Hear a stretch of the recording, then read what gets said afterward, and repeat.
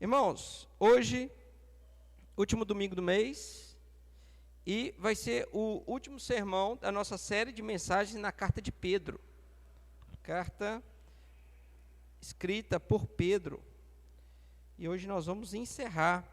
Convido você a abrir a sua Bíblia em 1 Pedro, no capítulo 5. 1 Pedro, capítulo 5, versículos de 5 a 14. Eu vou fazer essa leitura.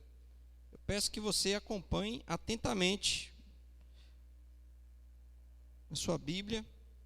Depois pode deixar ela aberta, porque nós vamos voltar em cada um desses versículos. Assim diz a palavra de Deus: rogo igualmente aos jovens, sede submissos aos que são mais velhos.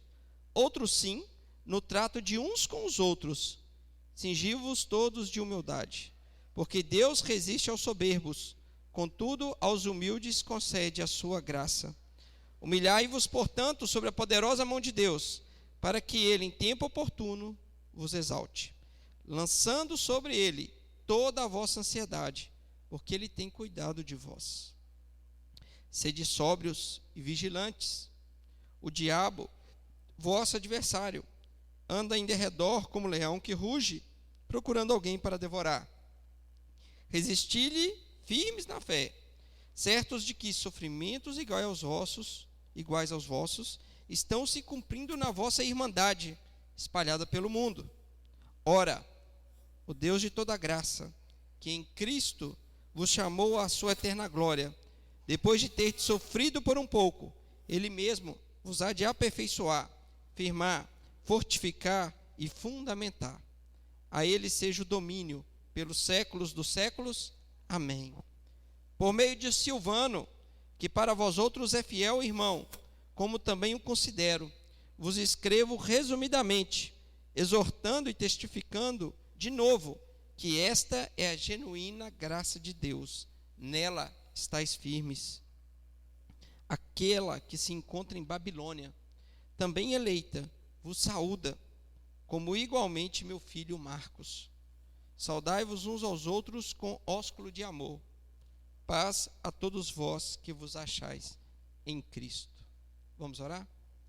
Pai, obrigado, Deus, por nos possibilitar nesse dia refletir nessa passagem, Deus, nesse texto.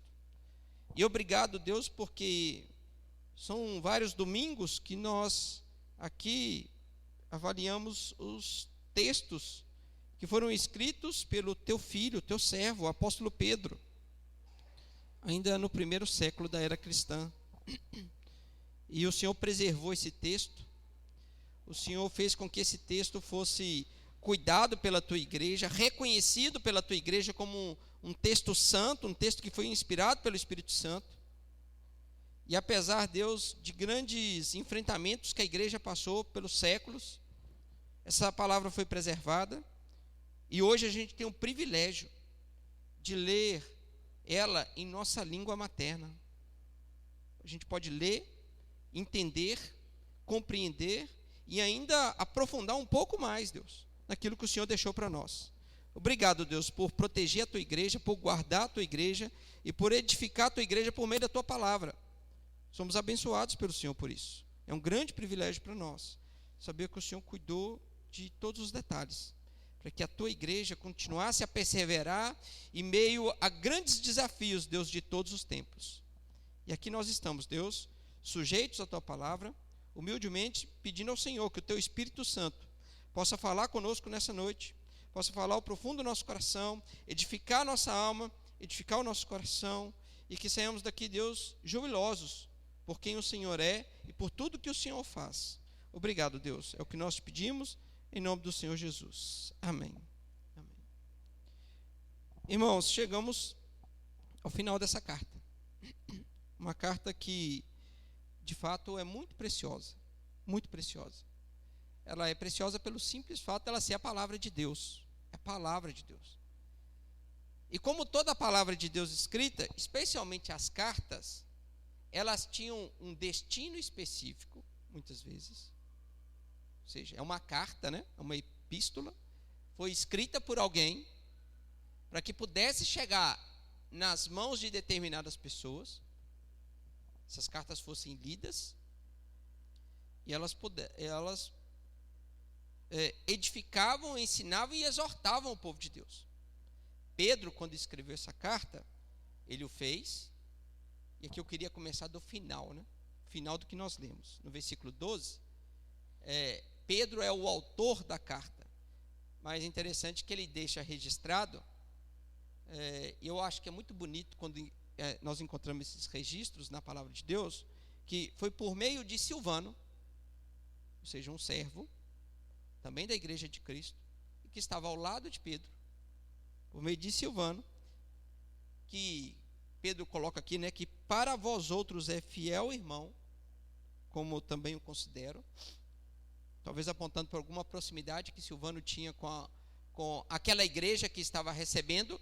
Lembramos que essa carta ela foi direcionada primeiramente a um povo cristão que estava ali na região do que nós conhecemos hoje como a Turquia, né, numa parte da Turquia. Silvano com alguma proximidade, e Pedro fala assim: eu sei que para vós outros ele é fiel, irmão, né, como também o considero. Pedro mesmo fala: eu considero ele meu irmão também, né? Eu vos escrevo resumidamente. Eu fico pensando o quanto a gente é, num certo sentido, até preguiçoso, né? Porque essa carta, se puder voltar à sua Bíblia, eu já escrevi algumas cartas para Dani, né? Imagino que alguém aí talvez já tenha escrito alguma carta. Eu imagino que o Cláudio Anderson tenha escrito para Marcelo. Não sei, não, né? Não? Escreveu, Marcelo? Eu imagino, né? Recebendo aquela cartinha assinada pelo Cláudio Anderson, né? Eu já escrevi algumas cartas para Dani. Outro dia apareceu essas cartas, mas assim, as nossas cartas, apesar que muitos, eu achava que eu escrevia muito, né? Mas era de um lado e de outro, assim, né? Parecia que a gente gastava o dia inteiro para escrever aquela carta, né?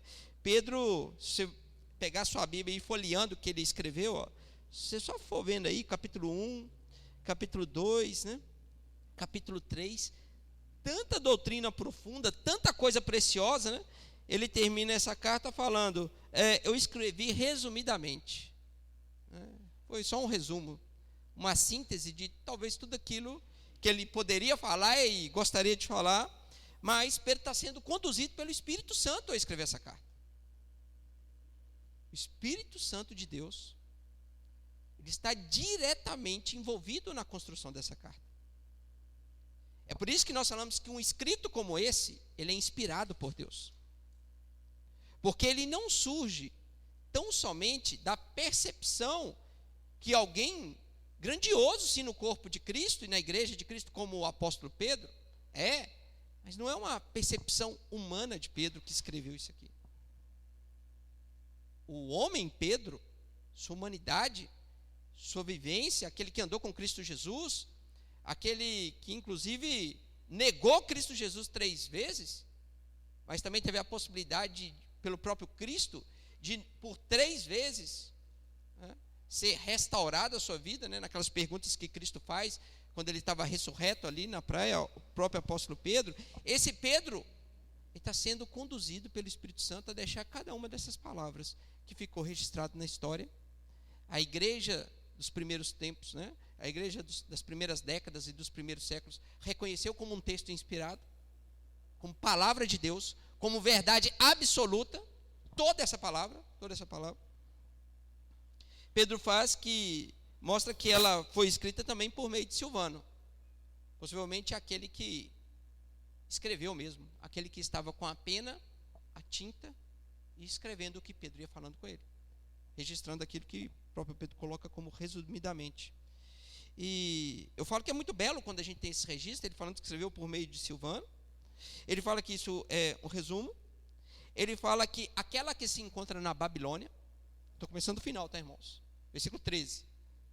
Aquela que se encontra na Babilônia, apontando para a igreja que estava se reunindo ali em Roma. Lembramos que a gente precisa lembrar que a gente está no Império Romano, o grande Império Romano, e a capital desse império é a própria cidade de Roma, e é por onde vai começar uma perseguição muito intensa da igreja de Cristo Jesus. E é por isso que Roma recebe esse apelido de Babilônia. Pedro está na Babilônia, ou seja, ele está na capital do Império Romano, que é Roma. Ele está em Roma, sabendo que de fato a perseguição já está avançando. Não era uma exclusividade daquela igreja que estava reunida ali na Turquia. E Pedro fala, a igreja que está aqui na Babilônia, a igreja que está em Roma, também eleita. Nós vimos como Pedro começou a carta dele, falando sobre eleição.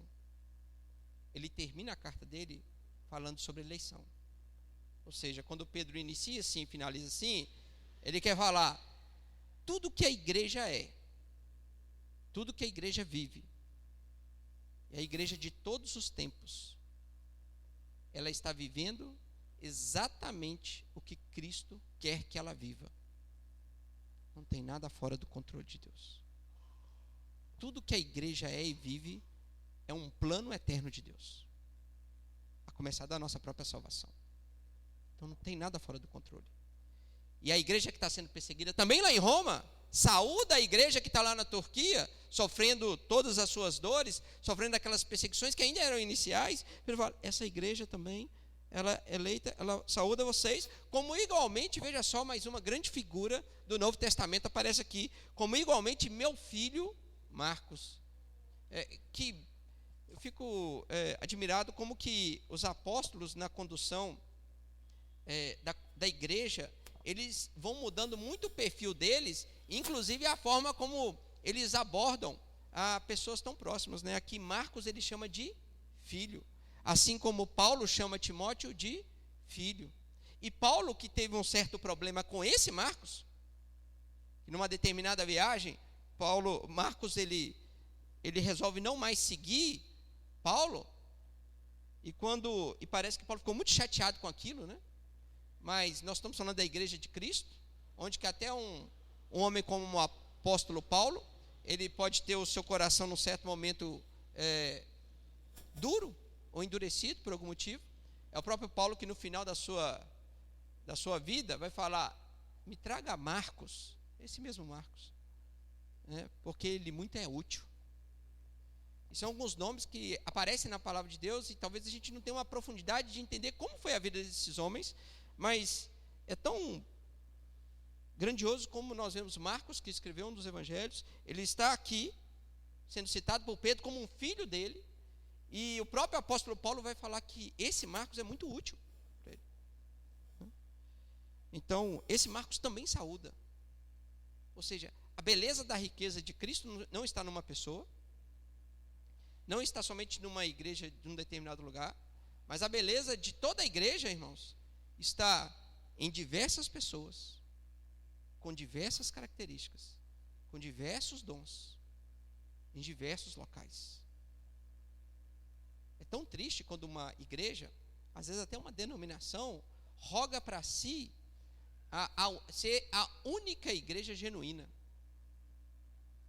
Eu amo a igreja presbiteriana, desde quando me converti eu só fui presbiteriano, né? E louvado seja Deus por estar aqui nessa instituição, mas existe muita beleza na igreja de Cristo que vai além da igreja presbiteriana. Tem um povo de Deus espalhado sobre toda a terra, que pode estar debaixo de várias outras denominações, e a riqueza da igreja ela é visível, quando muitas vezes a gente dá um passo e vê outros irmãos, que podem ter outras condutas, né, litúrgicas, ou outras formas, e ainda assim é povo de Deus, e tem abençoado toda a expansão do reino de Deus. E aqui a gente vê uma igreja tão embrionária, ou seja, uma igreja que está nascendo, e como essa igreja já é rica, como já existem pessoas espalhadas e dedicadas à obra do Senhor e empenhadas a fazer com que o evangelho cresça e com que o evangelho seja defendido. E Pedro deixa nesses últimos versículos como que isso tem que ser construída com comunhão, com amizade, com companheirismo, com sinceridade de coração, amando verdadeiramente as pessoas.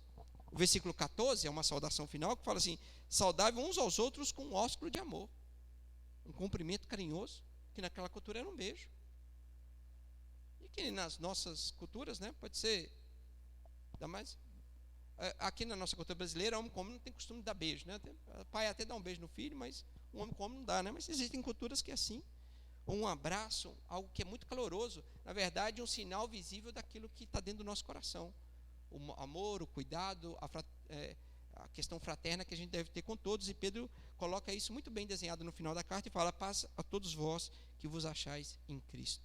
Ou seja, toda essa unidade, toda essa paz, toda essa alegria que nós temos de viver como igreja, ela só pode ser encontrada em Cristo Jesus. Que belas palavras finais, que mostram como a igreja de Deus é extremamente rica. Mas essas palavras de fato finais, essa despedida, ela foi colocada depois de instruções finais. A carta vai terminar. Instruções que valem muito para todos nós hoje. E aí eu queria voltar, né? Agora nós irmos para os versículos que nós lemos, iniciais, a começar do versículo 5. Vamos todos ler o versículo 5, 6, 7, obrigado Marcos. Juntos? Vamos todos ler juntos? Rogo igualmente aos jovens, sede submissos aos que são mais velhos.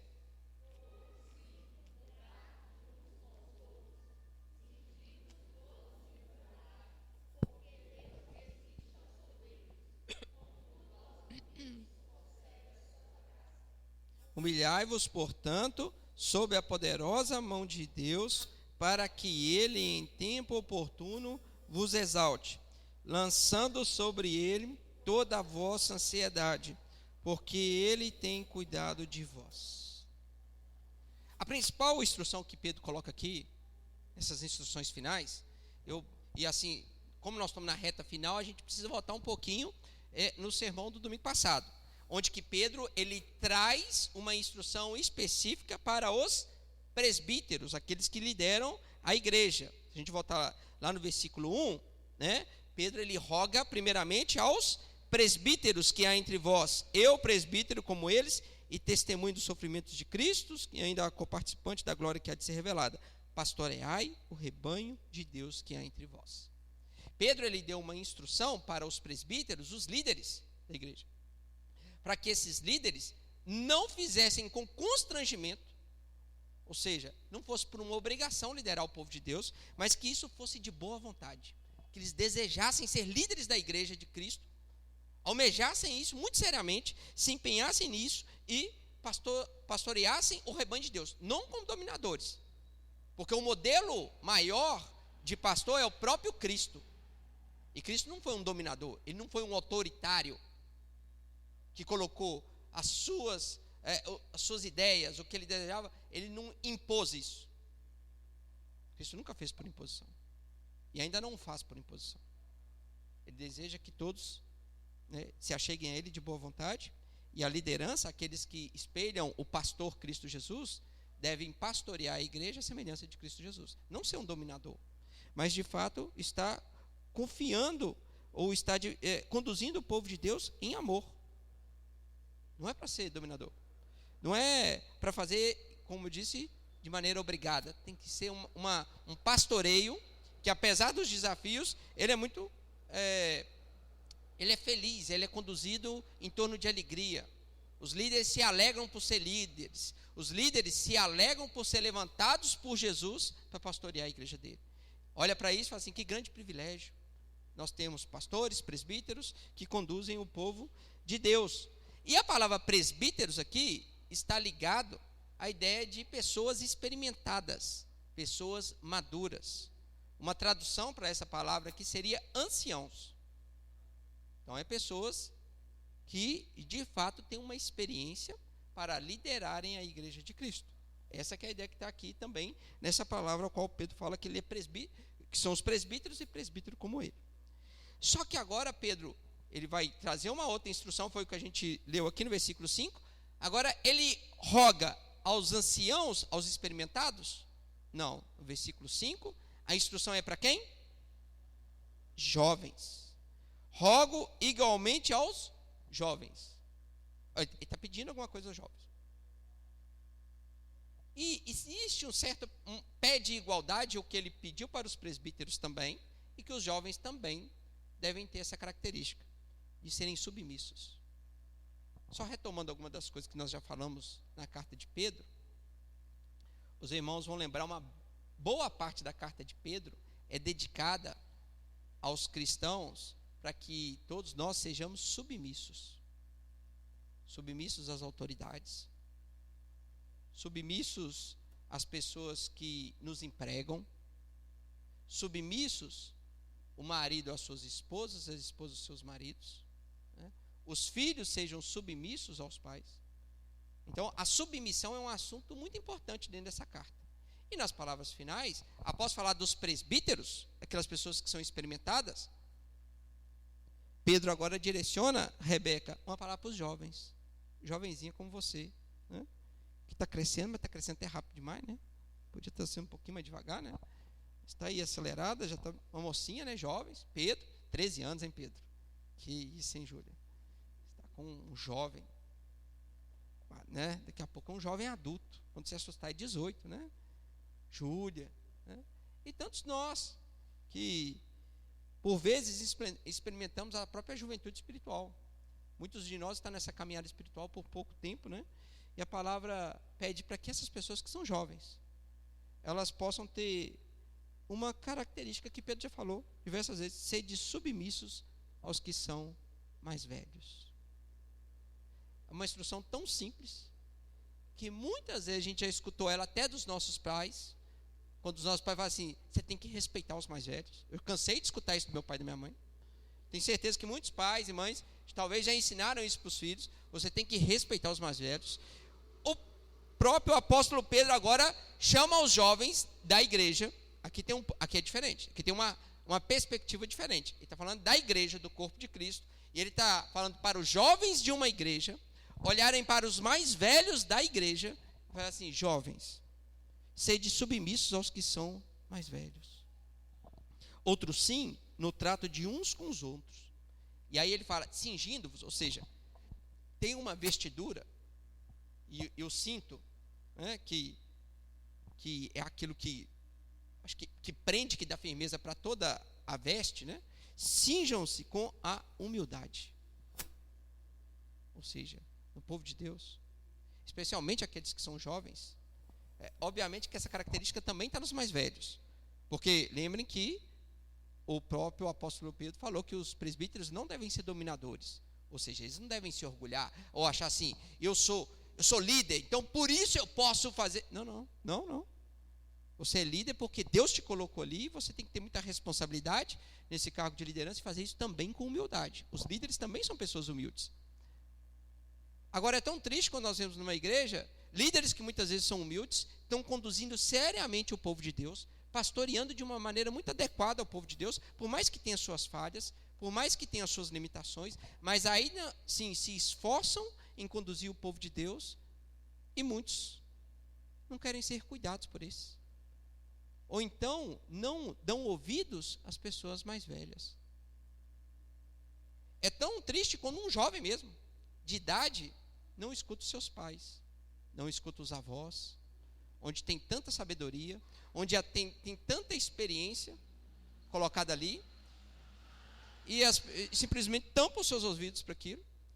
E eu diria que inclusive os jovens espirituais, pessoas que muitas vezes estão numa caminhada muito inicial da fé, e às vezes não querem ouvir, às vezes a gente até brinca, né, assim, que no meio reformado, o meio da teologia reformada, onde há muito ensino, há muita dedicação ao estudo da palavra de Deus, existem muitos jovens, e por causa da disseminação da internet, que veem alguns vídeos do Augusto Nicodemos, por exemplo, e já se sentem habilitados a debater teologia profunda, até com pastores.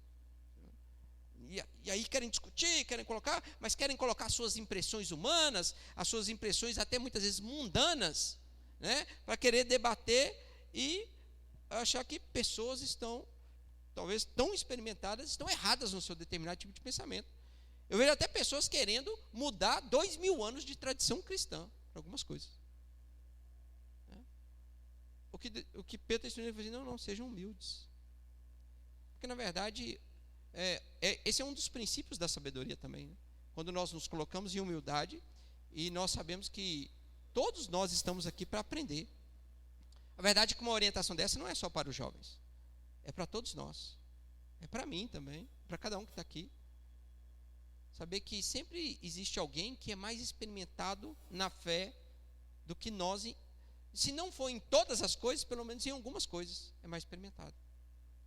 Há muita sabedoria numa conversa com as senhoras da nossa igreja, há muita sabedoria numa conversa com os senhores da nossa igreja, há muita sabedoria em simples demonstrações que pessoas podem fazer no meio da igreja, como eu já relatei aqui.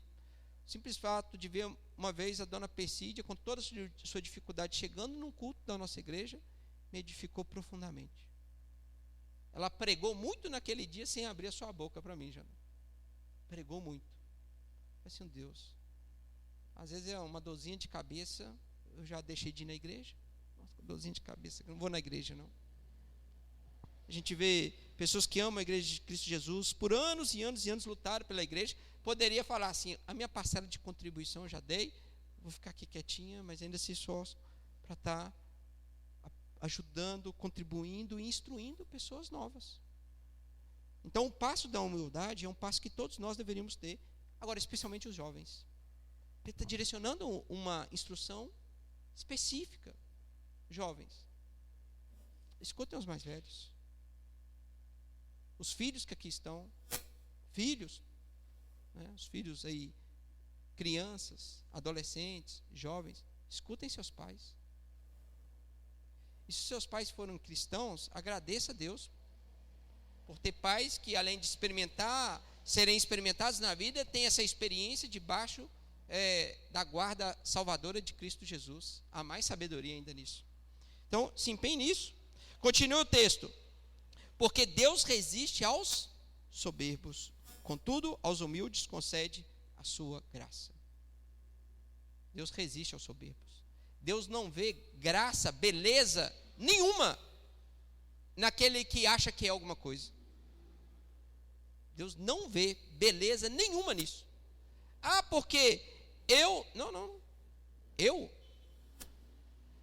Irmãos, todos nós precisamos ter uma grande consciência. Sem Cristo Jesus, todos nós estamos completamente perdidos. Nós somos pessoas que não têm valor eterno nenhum. Não tem valor eterno nenhum sem Cristo Jesus. Uma pessoa sem Cristo Jesus, o destino dela é só a perdição completa. Então, nós não somos nada. O que nós somos, e agora nós somos filhos de Deus, se nós o somos, assim somos pela graça de Deus. E nós deveríamos nos jubilar em torno dessa verdade e sempre nos colocar como o menor de todas as pessoas, porque nós não éramos nada e Deus nos deu tudo. É por isso que Deus, ele resiste aos soberbos. Ele tem pavor da soberba, porque o homem não pode conduzir nada a si mesmo e o homem não pode gerar nenhuma gota de beleza por si próprio. Toda a beleza que a gente experimenta ou vê nas pessoas, em atos, em coisas que elas possam realizar, tudo isso é pela graça e misericórdia de Deus, até o ímpio. Só que o ímpio nunca vai reconhecer que aquilo que ele faz é por meio de Deus. Ele vai achar que é pela sua força própria. Mas até a bondade do ímpio é a graça de Deus. Agora, o filho de Deus, aquele que é crente, ele não pode achar que ele faz alguma coisa porque ele é melhor. Não, ele não é melhor. Não pode ser soberbo. Soberba não pode ser uma característica do cristão. A humildade é o que cerca quem nós somos, porque Cristo Jesus, ele se humilhou. O nosso exemplo maior, que é Cristo Jesus, foi a pessoa mais humilde que pisou nessa terra. Porque Cristo poderia ter pisado nessa terra com a sua coroa de glória, com o seu manto de majestade, mas ele o fez chegando como um bebê nu nessa terra. Ele se humilhou completamente. Cristo teve que ser limpado. Ele fez cocô na fralda. Ele teve que ser limpado. Já pensou nisso? O Deus de toda a glória, o Criador dos céus e da terra, foi limpado pelo seu papai e a sua mamãe? Por José e Maria? Quem somos nós para querer ter uma gota de soberba, irmãos? Nosso maior exemplo, Cristo Jesus. Ele mostrou que é uma vida humilde. E aí ele conclui: humilhai-vos, portanto, versículo 6, sob a poderosa mão de Deus, para que ele no tempo oportuno vos exalte. O Cristo que foi humilhado e se humilhou por nós, ele foi exaltado. E Pedro, na sua carta toda, ele desenhou esse mesmo caminho para todos nós crentes. Vocês estão passando por perseguições, vocês vão passar por humilhações, mas esse é o modelo de Cristo, que foi humilhado, mas ele foi exaltado. A igreja de Cristo, ela pode passar pelos piores desafios dessa terra e muitas vezes ser humilhada, mas a igreja de Cristo há de ser exaltada no dia final. O nosso caminho é o mesmo de Cristo, de humilhação e exaltação. Cristo, ele não ia deixar a gente numa barca furada e falar assim: só colham a humilhação, a exaltação é só minha. Não, não. A bondade de Cristo, a misericórdia de Cristo é tão imensa que ele está compartilhando conosco a humilhação, mas ele compartilhará conosco a exaltação. E no dia final é exatamente isso que acontecerá. Quando Cristo vier sobre as nuvens, com todo o poder e com toda a glória, os primeiros que serão reunidos é a igreja de Cristo Jesus, que estarão junto com Cristo, julgando toda a impiedade. Esse é o caminho da humilhação, mas que encontrará também a exaltação. Por isso, versículo 7, o apóstolo instrui: lance sobre ele toda a vossa ansiedade, porque ele tem cuidado de vós. Coloque sobre Cristo a sua dor, o seu sofrimento, ou muitas vezes até a sua humilhação. Lance sobre Cristo Jesus, ele vai cuidar de vocês. Ele está cuidando de todos nós. Cristo, ele não nos abandonou, não. Ele não foi assunto ao céu e esqueceu da igreja. Pelo contrário, ele está à direita de Deus Pai, governando toda a história, e ele está com seus olhos fitos na igreja de Cristo, da igreja que é dele mesmo, no corpo dele, que é a igreja. Ele está cuidando de todos nós. Agora, a instrução final, o que é a segunda parte aqui, que vai ser o que eu vou finalizar, porque nós já falamos dos versículos 12, 13, 14. Nos versículos 8 e 9, Pedro, ele lembra de uma realidade, do inimigo verdadeiramente final da igreja. Toda a perseguição, tudo que acontece, é como se tivesse uma mente, tivesse alguém que de fato está pensando em tudo isso, como perseguir a igreja, como ofender o povo de Deus, como lutar contra o povo de Deus e, se possível, como matar e destruir o povo de Deus. Vai aparecer um personagem aqui que é o Satanás. Por isso Pedro fala assim: outra instrução é: sede sóbrios e vigilantes. Ou seja, o que é sóbrio e vigilante? Guarda alta. Guarda alta. Mais uma vez, a igreja de Cristo não está na história a passeio, irmãos. Cristo não nos chamou para dar uma voltinha de trem. Cristo não nos chamou para dar uma voltinha de carro, para a gente passear, para ver a beleza desse mundo só, e é só. Não, não, não. A igreja de Cristo na história, ela milita, ela está numa batalha, e por causa disso ela tem que ser sóbria e vigilante, ela tem que estar com a guarda alta, sede sóbrios e vigilantes. E aí Pedro coloca um motivo muito claro, para não ter dúvida, de como essa sobriedade ela deve existir, porque é muito possível que aquele povo que estava sendo inclusive perseguido pelo próprio Império Romano, poderia personificar que o inimigo final da igreja era o imperador romano, ou que o inimigo final da igreja fosse o governador. Pasmem quando muitos da igreja cristã brasileira acreditam que o inimigo final da igreja é um presidente da república. Pedro coloca e personifica quem é o inimigo da igreja. O inimigo da igreja é o diabo. É o diabo. Obviamente ele vai ter os seus súditos. Satanás tem os seus súditos, inclusive outros seres espirituais, outros diabos estão como súditos de Satanás. E fato é que muitas pessoas mesmo, homens, mulheres, são conduzidas por Satanás a perseguir a igreja de Cristo. E eu não quero tirar que a realidade está o tempo todo diante de nós. Pessoas que estão próximas de nós, às vezes dentro das nossas famílias, às vezes nos governando. O diabo está ali, sendo eficaz, ou buscando ser eficaz naquilo que ele se propõe, que é destruir e matar a igreja de Cristo Jesus. Mas o diabo, que Pedro coloca diretamente, o vosso adversário, ou seja, quem é o adversário da igreja? É o diabo. a nossa luta não é contra carne ou sangue, mas a nossa luta é contra principados e potestades desse mundo tenebroso. A realidade espiritual que existe hostes malignas querendo ofender a igreja de Cristo e militar contra ela é real, irmãos. O que Pedro está falando é que cada um de nós, cada vida que está aqui, de um verdadeiro filho de Deus, tem um inimigo que sabe o nome, o CPF e o endereço de cada um. A gente, hoje tem até na lei brasileira a lei de proteção geral de dados, né? Porque é muito perigoso vazar os nossos dados, né? E é perigoso mesmo, né? Vaza dado nosso da internet, o nosso nome, o nosso CPF, né? E aí, Cláudio, pode dar muito problema para muita gente quando vaza esses dados, né? E aí a gente tem medo, né? A gente sempre tem medo de muita coisa. Eu fico pensando, né? Hoje, assim, antigamente tinha a lista telefônica, né? A gente tinha na lista telefônica o endereço, o telefone e o nome de todo mundo, né? Hoje nem tem lista, nem sei se tem lista telefônica mais, né? A gente tem medo de vazar esses dados, porque alguém que é perigoso pode pegar esses dados, alguém mal intencionado pode pegar esses dados e fazer uma maldade com todos nós. Agora, você já pensou que o diabo tem o nosso endereço, tem o nosso telefone, ele sabe quem nós somos, ele sabe a nossa rotina, ele sabe tudo que a gente faz, e ele é o pior inimigo que a gente pode ter, e ele sabe disso tudo? E tem crente vivendo a vida como se o diabo não existisse. Inclusive tem crentes que acreditam que não existe Satanás mesmo. E Pedro está falando claramente, o diabo é o vosso adversário. Ele existe.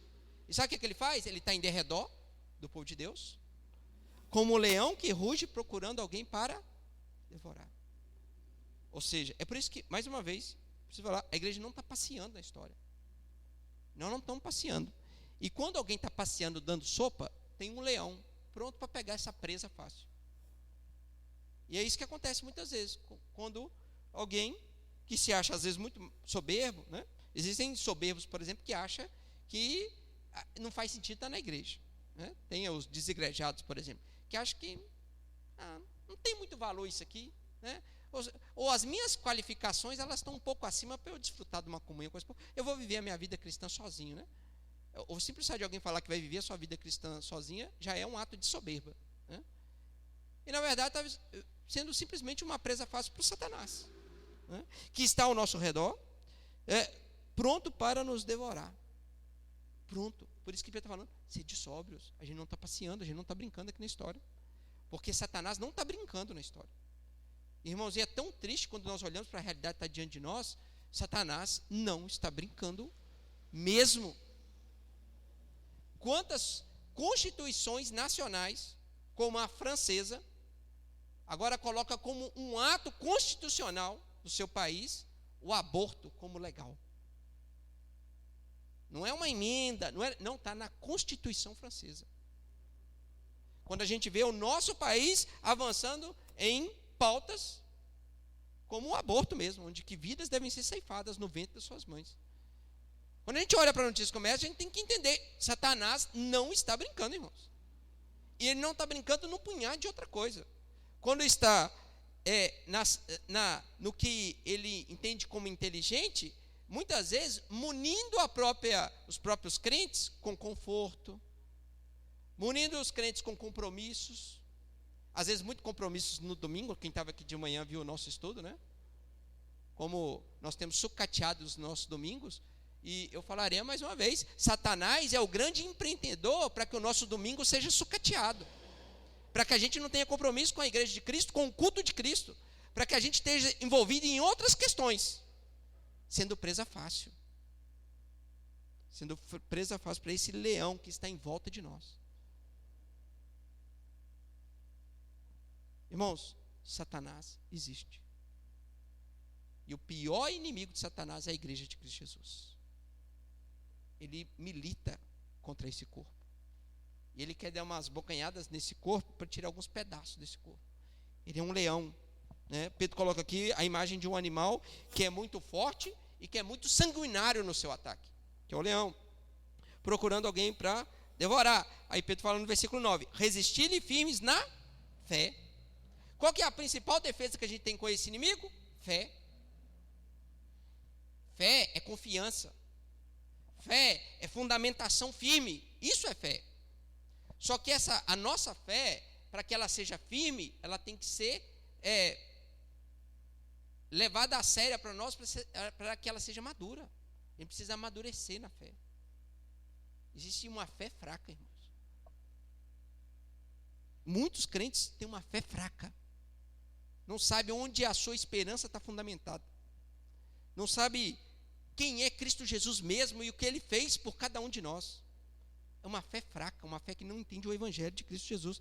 E Pedro está falando, sejais firmes na fé. Porque precisa de fundamentação.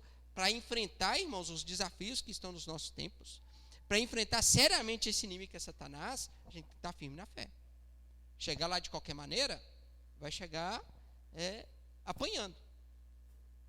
Outro dia eu estava vendo aí, eu não estava nem sabendo, depois eu vi que teve uma briga entre o Popó e o Zé Mané lá, o Bambam, né? Bambam, não é? É isso mesmo. Como é que é o nome dele? Sei lá. Kleber Bambam, olha aí, né? Que figura da cultura brasileira, né? Kleber Bambam, né? E o Kleber Bambam ele é um guarda-roupa, né? Ele é um guarda-roupa, ele é tipo o Jandão, é 2x2, é um cara assim, que se impõe, tal. Mas ele chegou lá, né, achando que poderia enfrentar um cara que já é campeão de boxe. Eu até vi lá a luta assim, que é isso? Eu nunca vi um homem daquele tamanho cair tão rápido. Pum! Caiu. Irmãos, muitas vezes é assim, crente fraco na fé, como era o Bambam naquela luta, está querendo encarar um adversário que é cruel, é um adversário que ele tem um objetivo muito claro, que é matar e destruir. Pum! Recebe um soco no meio do nariz. Não está preparado para a luta, não está fundamentado, não está alicerçado. Pedro está falando que a nossa fé tem que ser firme, porque é ela que nos dará resistência contra esse principal inimigo. Quando a batalha vier, quando as lutas desse mundo de fato vierem, coordenadas pelo próprio Satanás, a própria palavra de Deus fala que existe em nós um dia mau. Nós somos instruídos pela palavra de Deus a nos preparar para o dia mau. E esse dia mau, muitas vezes, é quando o mundo e Satanás vão empreender todas as suas forças, às vezes num momento específico da nossa vida, para tentar nos derrubar. E o que nos mantém firmes naquele momento é somente a nossa fé em Cristo Jesus, firmada, alicerçada. Então, não dá para brincar de ser crente, gente. Não dá para brincar. Tem que levar muito a sério, porque o nosso adversário leva muito a sério a nossa vida. Como eu disse, Satanás sabe o nosso nome, CPF, endereço, tudo mais. A gente não pode brincar com isso não. Está criando os nossos filhos, tem que criar de maneira séria. Porque Satanás também tem um desejo grande pelos nossos filhos. E aqui ele fala, né? Resistir, firmes na fé, certo que os sofrimentos iguais aos vossos estão se cumprindo na vossa irmandade espalhada pelo mundo. Ou seja, não é só vocês que estão sofrendo isso não. Existe todo o corpo de Cristo, a igreja espalhada sobre toda a terra, que também está sofrendo esse mesmo tipo de perseguição, que também tem que ser sóbrio e vigilante, tem que estar atentos, porque todos eles estão sofrendo um perigo. E eu queria falar, Igreja Presbiteriana de Sabará. Não acha que a perseguição está distante de nós, acontecendo só na Coreia do Norte, ou em alguns lugares do Oriente Médio, ou na China. Porque para a perseguição começar amanhã, apenas um clique, começa amanhã, de maneira muito séria. E como nós estaremos preparados para isso? Nós não estamos aqui para passear. Mas o versículo 10 e 11, Pedro traz uma bênção, nos lembrando quem nós somos e de quem nós somos. E por causa disso, nós podemos levantar os nossos corpos, levantar a nossa bandeira de fé e avançar firme nessa história. Por mais que esse inimigo, ele seja de fato cruel e ele seja forte, e não pode esquecer disso. Satanás tem poder, Satanás tem as suas forças, Satanás tem as suas armas. Mas maior o que está em nós do que está no mundo. Ora, versículo 10, o Deus de toda graça, que em Cristo vos chamou à sua eterna glória, depois de terdes sofrido um pouco, Ele mesmo vos há de aperfeiçoar, firmar, fortificar e fundamentar. A igreja tem um grande privilégio de ter o melhor professor, o melhor instrutor, aquele que mais nos conhece e aquele que deseja a nossa vitória, e aquele que tem todos os recursos para nos dar a vitória, Cristo Jesus. Por isso que ele fala, aquele que Cristo há de nos aperfeiçoar, Ele há de nos firmar, Ele há de nos fortificar e Ele há de nos fundamentar. Irmãos, quando nós olhamos para a história da igreja, tudo que ela passou, a gente só pode chegar a uma conclusão: Deus é poderoso, Deus é grandioso, porque a igreja, ela já teve de tudo nesse mundo para nunca mais existir, para não ter um crente. Pense que décadas depois dessa carta ser escrita, muitos crentes, eu não estou falando de poucos, estou falando de 10, 15, estou falando de centenas e centenas de crentes, eram queimadas nessa Babilônia, em Roma, durante as noites e as madrugadas lá de Roma, para iluminarem as ruas, crentes sendo queimados, centenas deles. A igreja já teve todos os motivos do mundo para sumir do mapa. E o que aconteceu com a igreja de Cristo Jesus? Ela só cresce, ela continua crescendo. A igreja de Cristo Jesus hoje cresce no norte da China, que é um dos lugares mais perigosos para ser crentes hoje. E a igreja subterrânea está crescendo ali, a igreja escondida. A igreja no Coreia do Norte avança. A igreja no Oriente Médio, em meio ao islamismo, avança. A igreja de Cristo avança, crescendo, firme, fundamentada, fortificada, aperfeiçoada por Cristo Jesus. Ele é o nosso mestre, Ele é o supremo pastor, Ele que nos guia, Ele que nos conduz. E o versículo 11 é o resumo de toda a confiança que nós podemos ter. A Ele seja o domínio pelos séculos dos séculos. Amém. Toda a história, irmãos, toda a história glorifica a Cristo Jesus. E há de glorificar a Cristo Jesus. Então há uma beleza que às vezes nos estranha, mas até no sofrimento da igreja, Cristo é glorificado. E Cristo há de ser glorificado. E a Ele seja o domínio pelos séculos dos séculos. E o amém, que assim seja, amém, que assim seja. Se a igreja tiver que passar por perseguição, para que o nome de Cristo seja exaltado e glorificado, amém, que assim seja. Que Deus nos ajude nisso. Que Deus nos fortifique para isso. Que seja o próprio Cristo, o leão da tribo de Judá, que com um simples sopro, não precisa nem morder, um simples sopro, pode espantar esse leão que está ao nosso derredor. É por isso que a gente tem que estar fundamentado. E é por isso que eu não tenho medo. E ninguém aqui de nós deveríamos ter medo de Satanás. A gente tem que vê-lo como o nosso inimigo, o real que existe dentro de nós. Mas não devemos temê-lo. Porque nós somos o povo daquele que é o leão de Judá. Aquele que tem toda a força. Aquele que de fato ele é o todo-poderoso. Satanás ele tem poder, mas Jesus é todo-poderoso. E por mais que possa nos estranhar também, tudo que Satanás faz, ele faz debaixo da soberania de Deus. Ele não está alheio. Deus é aquele que fala para Satanás assim: até aqui você vai, daqui você não dá mais um passo. É Deus que governa tudo. Tem uma frase que fala assim: o Satanás é Satanás de Deus. Ou seja, Satanás não faz o que quiser de maneira deliberada. Ele está debaixo da mão de Deus.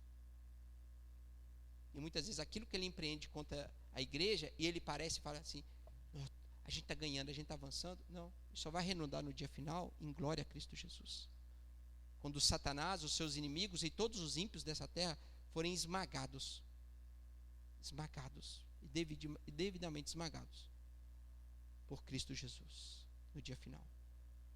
E a igreja de Cristo, humilhada, talvez com os arranhões da batalha, com os ferimentos da batalha, estarão completamente renovados, com roupas novas, roupas brilhantes e gloriosas, recebendo também uma coroa de glória do nosso Mestre Senhor Jesus Cristo e vivendo eternamente com nosso Senhor. Que Deus nos ajude, que Deus nos sustente, que Deus nos prepare para tudo o que a gente enfrentar em nossa vida, seja alegria, seja perseguição, que sejamos sempre fiéis ao nosso Senhor Jesus. Vamos orar? Pai, louvado seja o teu santo nome. Obrigado, Senhor, por nos conduzir até o final dessa carta preciosa, Deus. Que privilégio para nós, Deus, e que bondade do Senhor. Saber que nós temos uma palavra tão preciosa como essa diante de nós, e a gente pode acessá-la a qualquer momento. para que a nossa esperança seja renovada, Deus. Para que instruções em tempos de perseguições possam ser acessadas por nós quando necessário. Obrigado, Deus. Obrigado por, no decorrer de vários domingos, nos instruir naqueles ensinamentos que o teu apóstolo deixou, inspirado pelo teu Espírito Santo. Obrigado, Deus. Obrigado pela vida, Deus, preciosas, que são preciosas para o Senhor e que nos ajudaram nessa caminhada, como o apóstolo Pedro, inspirado pelo teu Santo Espírito, que trouxe vidas, Deus, como Silvano, que escreveu esse texto que está diante de nós, com a sua pena e a sua caneta. A igreja do Senhor é tão bela quando nós olhamos por isso, e obrigado pela igreja do Senhor. Que o Senhor continue enriquecendo a tua igreja com os teus filhos, para promover a expansão do Evangelho do Senhor Jesus até que Ele volte. E que mesmo, Deus, em meio a dor, sofrimento, lutas, batalhas, desafios, nós possamos nos manter firmes no Senhor. Que o Senhor possa fortificar a nossa fé, Deus. Que o Senhor possa alimentar o nosso coração, fundamentar os nossos pés em Ti. Que a gente possa entender que a nossa força está no Senhor, Pai. Que a gente possa, Deus, não ficar na defensiva, Pai, mas avançar nessa batalha, empurrando, Deus, Satanás, o mundo e a nossa própria carne, Deus, contra a parede, Deus. O Teu Evangelho possa crescer, Deus, aqui nesse bairro. O Teu Evangelho, Deus, possa avançar em portas que são dominadas, Deus, por principados e potestades do mundo tenebroso, Pai. Que o Teu Evangelho seja uma flecha a acertar o coração de pessoas que são conduzidas, Deus, pelo diabo. Que essas vidas sejam resgatadas, Pai, por Ti, por meio da Tua igreja. Nos ajude, Pai, a empreender essa missão, essa grande missão que o Senhor nos dá. Nos dê força para isso, Deus, nos dê sabedoria, nos dê ânimo e fé para enfrentar os inimigos que estão diante de nós. Obrigado, Deus, que o Senhor possa nos revestir com a humildade que houve em Cristo Jesus, que o Senhor possa nos revestir também com a sabedoria do Teu povo, Deus, sabedoria que só pode vir do céu, para que a gente possa viver, mesmo em tempos difíceis, da maneira que o Senhor deseja. Abençoe o Teu povo, abençoe a Tua igreja, não somente a igreja que está aqui reunida, mas a igreja de todos os lugares da terra, Deus, que o Teu poder, Deus, esteja revestindo toda essa igreja, Pai, a começar de nós aqui, a igreja presbiteriana de Sabará, Pai. Cuide de nós. Louvado seja o Teu santo nome. Obrigado por tudo. Essa é a oração que eu faço por mim e pelos meus irmãos, em nome de Cristo Jesus. E que a graça do Senhor Jesus, o leão da tribo de Judá, que o amor de Deus Pai, o Todo-Poderoso, que elegeu para si um povo, a comunhão, a consolação do Espírito Santo de Deus e aquele que nos guia, estejam com todos nós, a igreja reunida aqui neste local, nesse momento, e com a igreja de Cristo espalhada sobre toda a terra, até que Ele volte. Amém. Amém.